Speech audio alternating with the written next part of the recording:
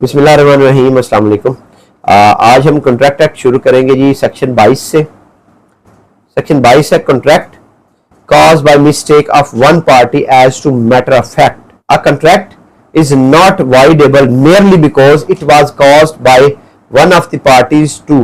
it being under a mistake as to matter of fact. ऊपर हमने पढ़ा था सेक्शन 20 में और सेक्शन 21 में अगर दोनों पार्टीज मैटर ऑफ फैक्ट को लेकर मिस्टेकन है दोनों पार्टीज तो वो एग्रीमेंट इटसेल्फ वाइड है। सेक्शन 20 में 22 में ये बताया जा रहा है कि अगर कॉन्ट्रैक्ट इस वजह से वाइडेबल नहीं होगा कि किसी एक पार्टी को मैटर ऑफ फैक्ट को लेकर मिस्टेक हो गई है। सेक्शन 23 है what consideration and objects are lawful and what not. तो जो कंसीडरेशन है इन रिटर्न ऑफ समथिंग तो उसके बारे में बताया जा रहा है सेक्शन 23 में। तो कौन सी कंसीडरेशन लॉफुल है, कौन सी कंसीडरेशन लॉफुल नहीं है। द कंसीडरेशन और object of an agreement is lawful unless it is forbidden by law. जब इसको कानून ने मना ना किया हो तो हर वो कंसीडरेशन या ऑब्जेक्ट जो कि किसी एग्रीमेंट में है वो लॉफुल है जिसको कानून मना नहीं करता और is of such a nature that it permits it would defeat the provision of any law। या वो इस तरह का नहीं है कि अगर उसको अलाउ किया जाए तो वो स्पिरिट ऑफ लॉ को जो है ना डिफीट कर दे, तो वो भी परमिटेड नहीं है। इज फ्रॉडुलेंट कंसीडरेशन जो है उसमें कोई फ्रॉड का एलिमेंट शामिल है तो वो लॉफुल नहीं है। इन्वॉल्व्स और इंप्लाई इंजरी टू पर्सन और प्रॉपर्टी टू अनदर, किसी की प्रॉपर्टी को या किसी के पर्सन को इंजरी जो है ना कॉज करना एज अ कंसिडरेशन ये भी लॉफुल नहीं है। The court regard it as immoral और ऑपोजिट टू पब्लिक पॉलिसी, तो जो पब्लिक पॉलिसी के खिलाफ हो या कोर्ट उसको इमोरल समझे वो भी कंसिडरेशन लॉफुल नहीं है। In each of these cases the consideration और object of an agreement is said to be unlawful. Every agreement of which the object is consideration is lawful unlawful is void. तो ऊपर वाली चीजें अगर कोई consideration fraudulent fraud पर मबनी है या किसी पर्सन या प्रॉपर्टी को इंजरी करने की बात होती है उसमें या कोर्ट उसके इमोरल या अपोजिट टू पब्लिक पॉलिसी समझती है या अगर वो कंसिडरेशन अलाउ की जाए तो प्रोविजन ऑफ लॉ को डिफीट करती है तो वो कंसिडरेशन फॉरबिडन बाय लॉ है। और नीचे बताया गया है कि जो भी कंसिडरेशन अनलॉफुल है उस सूरत में एग्रीमेंट जो है वो इटसेल्फ वॉइड हो जाएगा। तो अगर ए बी को घोड़ा सेल करता है और घोड़ों की कीमत 10,000 रुपए रखी जाती है तो एक बंदा जो 10,000 रुपए देगा वो कंसिडरेशन है, दूसरा बंदा जो घोड़ा देगा ये कंसिडरेशन है। तो एक दूसरे के लिए कंसिडरेशन, एक के लिए घोड़ा है दूसरे के लिए 10,000 रुपए है, तो ये लॉफुल कंसिडरेशन है। A B and C enter into agreement for the division among them of the gains acquired and to be acquired by them by fraud the agreement is void as the object lawful. कि अगर किसी consideration में कोई fraud का element आ जाता है, person या property को इंजर करने का बात आ जाती है, कोई इमोरल कंसिडरेशन है या पब्लिक पॉलिसी के खिलाफ है तो हम उसको अनलॉफुल कंसिडरेशन कहें। किसी एग्रीमेंट में अगर कोई अनलॉफुल कंसिडरेशन आ जाती है तो सेक्शन 23 के तहत वो एग्रीमेंट इटसेल्फ ही वॉइड एग्रीमेंट है। जैसे एक ए और बी दो पर्सन हैं वो आपस में एग्रीमेंट करते हैं कि ए कहता है मैं तुम्हें 10,000 रुपए दूंगा तो बी कहता है कि मैं उन 10,000 के एवज किसी तीसरे बंदे को इंजर्ड कर दूंगा, जख्मी करूंगा या मारूंगा, तो ये जो एग्रीमेंट है ये इटसेल्फ ही वाइड है क्योंकि इसमें अनलॉफुल कंसिडरेशन है। आगे टॉपिक शुरू होता है जी वाइड एग्रीमेंट्स। वाइड एग्रीमेंट्स क्या है? ये ऊपर वाले वाइड एबल एग्रीमेंट्स थे तो नीचे आएगा वाइड एग्रीमेंट्स कौन से। सेक्शन 24 है agreement void if the consideration and objects unlawful in parts if any part of a single consideration for one or more objects or any one or any part of any of the several consideration for a single object is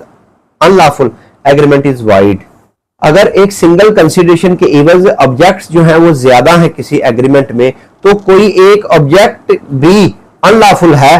तो वो जो है agreement itself void है। Registration है इसकी A promise superintendent on behalf of B a legal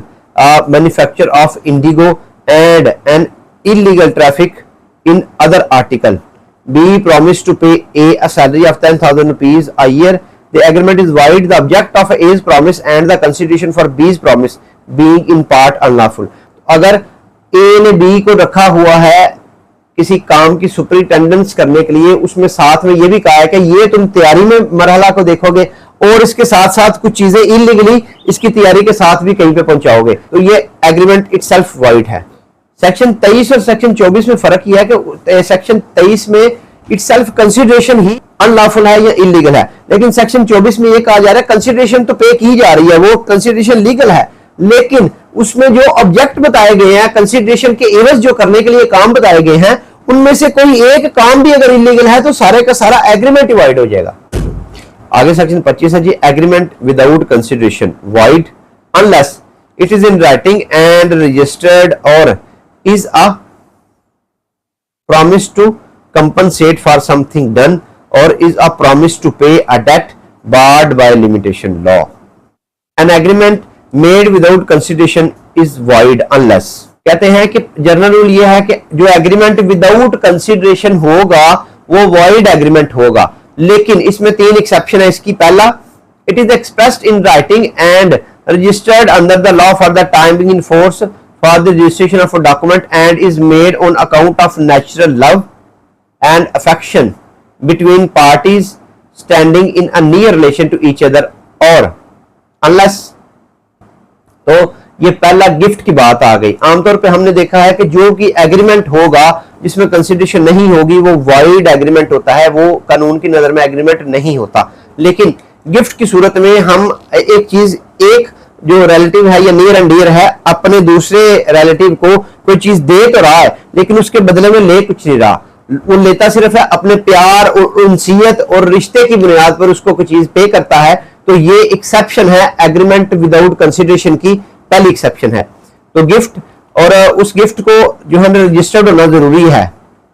दूसरा आ गया, it is a promise to compensate wholly और in part a person who has already voluntarily done something for the promiser or something which the promiser was legally compellable to do or unless, हाँ, अगर किसी ने, एक बंदे ने दूसरे के लिए कोई होली या पार्ट में कोई चीज ऑलरेडी कर दी है, अपनी खुशी से कर दिया, बेशक वो तय नहीं हुई, तो उस पहले किए हुए काम को कंसिडरेशन के एवज लाकर उसमें एग्रीमेंट किया जा सकता है, इसमें कोई कबाहत नहीं है, ये भी एक्सेप्शन है। आगे 3 है, it is a promise made in writing and signed by the person to be charged therewith or his agent generally or specially authorized in that behalf to pay wholly or in part debt of which the debt creditor might have enforced payment but for the law for the limitation of suits। तो अगर किसी creditor ने किसी debtor से कोई पैसे लेने हैं और उसका जो टाइम वो गुजर गया, जो दावा करने की जो उसकी सलाहियत थी वो खत्म हो गई, वो टाइम बार्ड हो गया, डेट है, तो इस सूरत में अगर कोई जो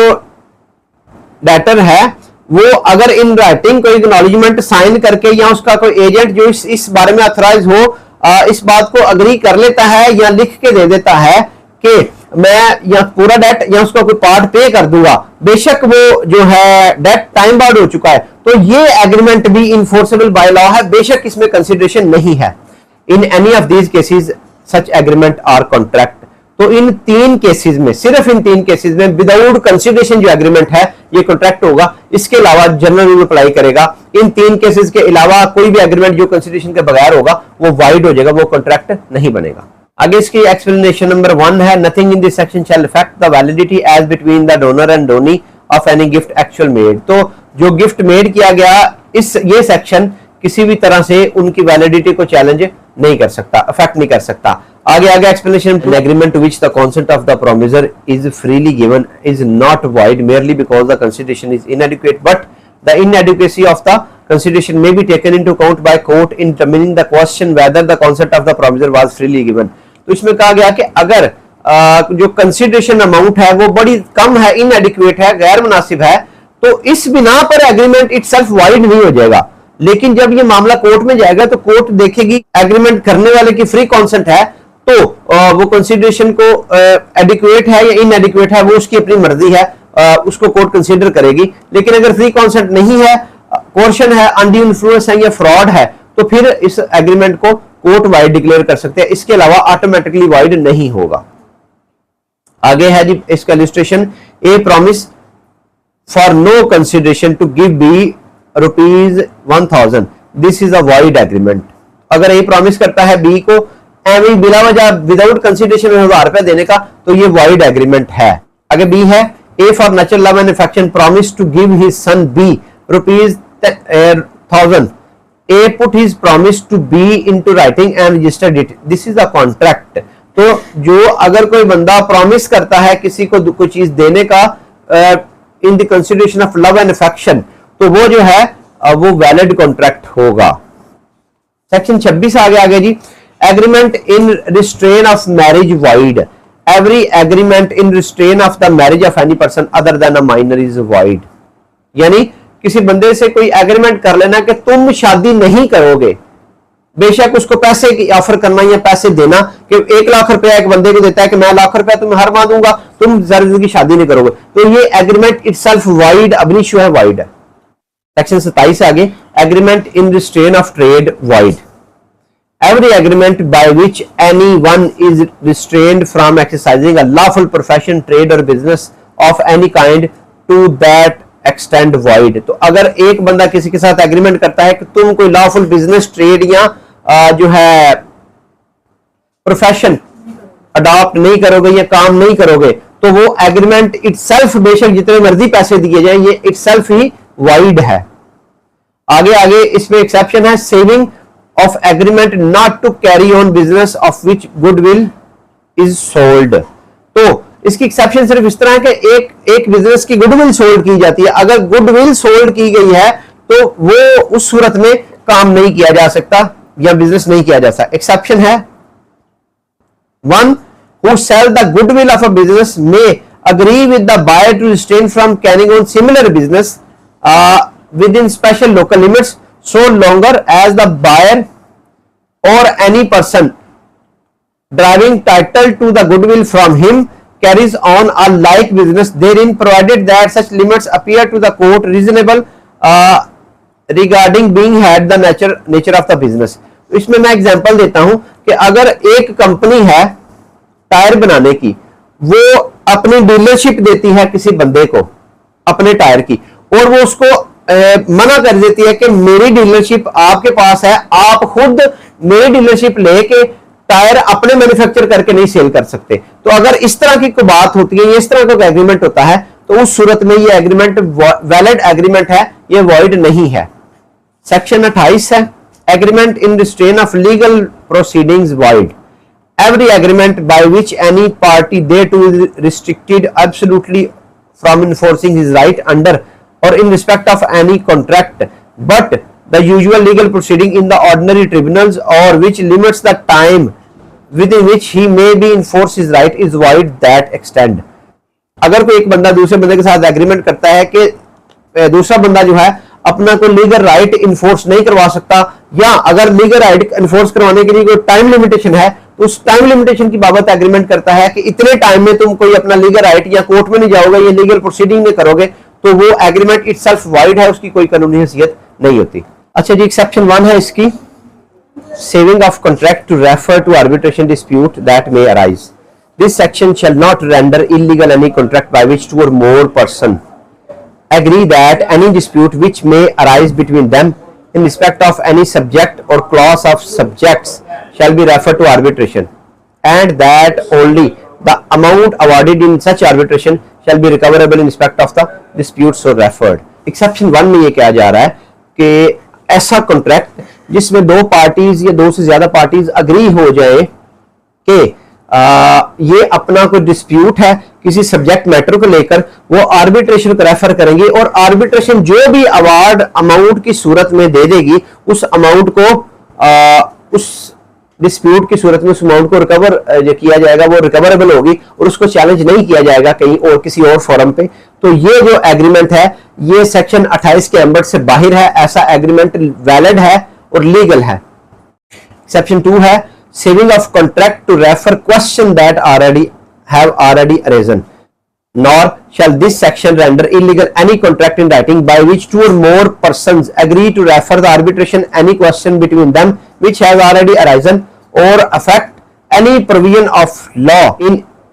force for the timing as to reference to arbitration. वो कॉन्ट्रैक्ट भी इलीगल नहीं होगा जिसमें पार्टीज अग्री हो जाए कि कोई क्वेश्चन जो अरोज हुआ है उसको हम आर्बिट्रेशन के थ्रू हल करवा लेते हैं, तो ये भी कॉन्ट्रैक्ट जो है सेक्शन 28 के एम्बर से बाहर है। तो जनरल रूल आ गया यहाँ पे कि कोई भी जो एग्रीमेंट है वो किसी एक बंदे को लीगल रेमेडी या लीगल जो प्रोसीडिंग है उसको करने से मना करता है तो वो एग्रीमेंट वॉइड है। लेकिन इसकी दो एक्सेप्शन है जो हमने ऊपर देख ली। अच्छा, इसमें एक बात जो जरूरी है वो ये है कि अगर दो पार्टीज आपस में ज्यूरिसडिक्शन को लेकर आ जाती हैं कि हम किसी खास कोर्ट से इसका फैसला करवा लेते हैं, तो ये जो एग्रीमेंट है, इस तरह का कॉन्ट्रैक्ट, ये सेक्शन 28 के एम्बर से बाहर है।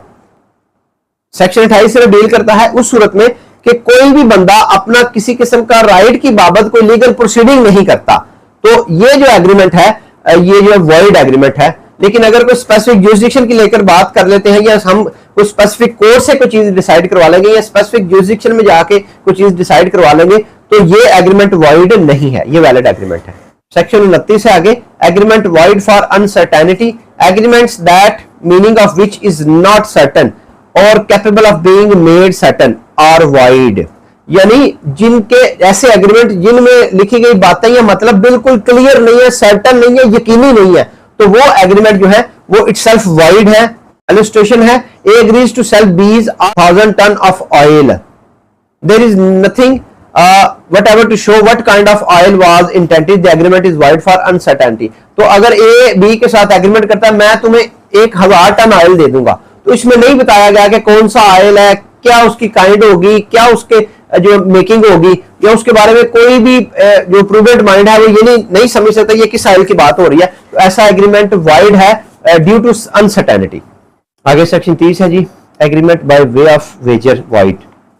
Agreement by way of wager are void and no suit shall be brought for recovering anything alleged to be on any wager or interested to any person to abide the result of any game or other uncertain events of which wager is made। यानी section 30 ये कह रहा है कि अगर जुए की सूरत में या शर्त लगाकर कोई एग्रीमेंट किया जाता है तो उस सूरत में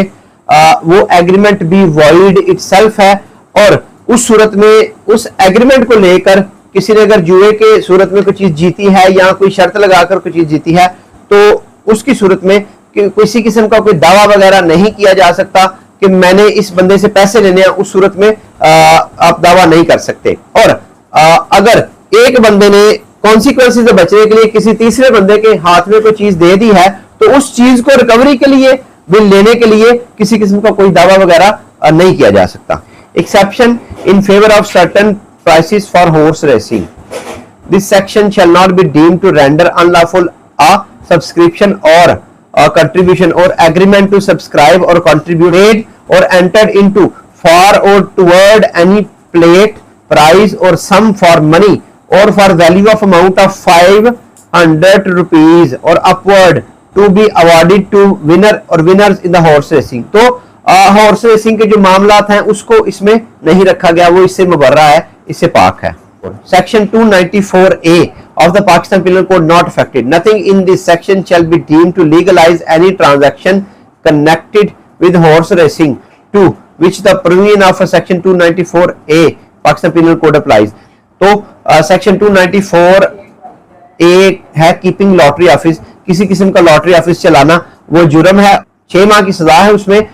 प्रोविजन है सेक्शन 30 की, वो ये कह रहा है कि सेक्शन 294A में पाकिस्तान पिनल कोड में लॉटरी ऑफिस रखने को जुर्म करार दिया गया है। तो सेक्शन 30 की जो एक्सेप्शन है हॉर्स रेसिंग वाली, ये किसी सूरत भी उस पर असरअंदाज नहीं हो रही, उसको लीगलाइज नहीं कर रही, वो जुर्म ही रहेगा। इसमें हॉर्स रेसिंग में जुए की बात नहीं हो रही है, उस पर लगाई गई शर्त की बात नहीं हो रही, ये प्राइज की बात हो रही है या हॉर्स रेसिंग की सूरत में जीतने वाली सम या मनी की बात हो रही है। सेक्शन 30A है agreement collateral to wagering agreement void, all agreements knowingly made to further और assist the entering into affecting और कैरिंग आउट और टू सिक्योर और गारंटी ऑफ द परफॉर्मेंस और any agreement void under section 3 are void. तो section 30 में जो agreement void है, इनके पादाश में या इनको लेकर आगे कोई एग्रीमेंट कर लेना या इसके चक्कर में इसको समझते हुए इसको अफेक्ट करने के लिए कोई एग्रीमेंट कर लेना, अगर मैं जुआ जीता तो ये करूंगा, या जुआ मैंने जीती है या मैंने पैसे जीत लिए, तो आगे मैं एग्रीमेंट कर देता हूं किसी किस्म का, तो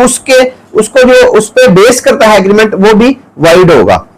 30B है no suit for recovery of money commission etcetera in respect of void agreement. तो अगर कोई वाइड एग्रीमेंट है, उसकी बेस पे ऊपर कोई कमीशन है या कोई मनी रिकवर करनी है, तो उसकी सूरत में कोई सूट नहीं होगा और वो एग्रीमेंट भी वाइड है। No suit for other proceeding shall lie in the recovery of any sum of money paid और payable in respect of any agreement void 30A और एनी कमीशन ब्रोकेज फी और reward in respect of knowingly effecting और carrying out और aiding in affecting or carrying out of any such agreement or of sum of money otherwise claimed or claimed in respect of thereof or any sum of money knowingly paid or payable to account of any person by way of a commission brokerage fee reward or other claim in respect of any agreement। तो अगर तो section 30 या 30A में किसी भी किस्म का अगर कोई चीज पे कर दी गई है या अमाउंट पेड है या कोई ब्रोकेज किसी की रहती है या किसी ने दे दी है, तो उसकी वापसी के लिए किसी किस्म का रिकवरी सूट नहीं हो सकता, वो भी बार है। सेक्शन 30C है payment by guardian executor etcetera in respect of void agreement not to be allowed credit. No guardian executor administrator heir और personal representative of any minor और deceased person as the case may be shall be entitled to और allowed any credit in his account for or in respect of any payment made by him on behalf of such minor or deceased person in respect of any such agreement or any such commission brokerage fee reward or claim as to referred in section 30A and 30B। तो किसी disease person का या किसी minor का कोई guardian है, executor है, administrator है, हेयर है या पर्सनल रिप्रेजेंटेटिव है, वो अगर सेक्शन 30 या सेक्शन 30A या 30B में जो ममानत है रकम देने की या उसकी रिकवरी की ममानत है, उसके लिए कोई रकम पे कर देता है या कोई रकम किसी कमीशन की मद में, ब्रोकेज की मद में या जो है रिवॉर्ड की मद में या क्लेम करता है या करने की कोशिश करता है, तो वो उसको एज अ क्रेडिट या एज अ जो है ना अपने अकाउंट में नहीं करवा सकता या माइनर के या डिसीज के अकाउंट से बतौर क्रेडिट नहीं रिसीव कर सकता। अगर उसने कोई रकम पे कर दी है तो वो माइनर या डिसीज के अकाउंट से बतौर क्रेडिट उसको नहीं क्लेम कर सकता।